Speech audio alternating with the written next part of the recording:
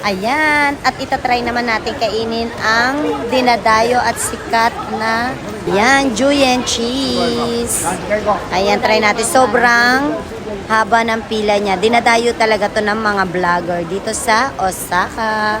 Halika, tikman natin siya. Ayan, at habang nakapila nga ang kasama ko, dito naman ako sa machine para kumuha ng ticket. 500 yen nga po pala ang isa.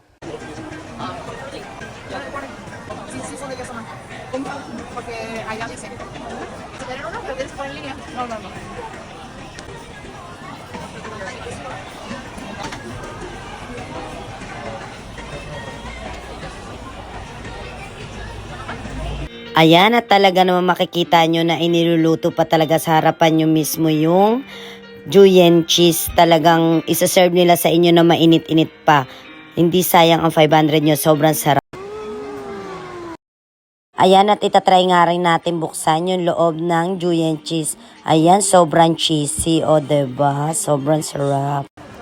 Siyempre, pati ang anak ko hindi rin magpapauli kasi usong-uso nga daw to sa TikTok. Tadakimasu, tadakimasu. Ayan, at pati nga ang pamangking kong first time lang dito sa Japan, nag-tourist lang siya. Hindi rin siya nagpahuli sa uso-uso ngayon na Julienne cheese.